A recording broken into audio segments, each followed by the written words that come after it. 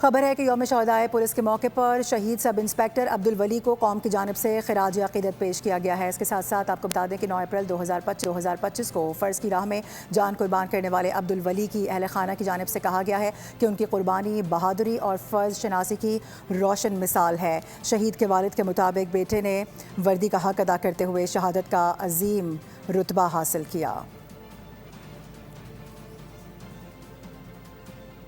اس کو میں نے بہت ہونہار بیٹا تھا، میں نے اس کو اچھی تعلیم دلائی، اچھے اسکول، اچھے کالج، آئی ٹی یونیورسٹی سے بی کیا، اس نے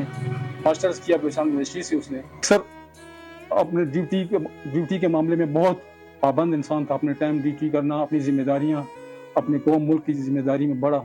پینچر بیٹا تھا میرا، بہت اچھا بیٹا تھا۔ لیکن میں خوش نصیب ہوں، میں کہتا ہوں اگر میرے ملک اور وطن کے لیے میرا سارا گھر بھی قربان ہو جائے تو میں اس پر بھی خوش ہوں، مجھے اس پر وہ ایسی بات نہیں ہے۔ اللہ پاک نے اس کو اعلیٰ رتبہ دے دیا، اس چیز پہ مجھے بڑی خوشی بھی ہے۔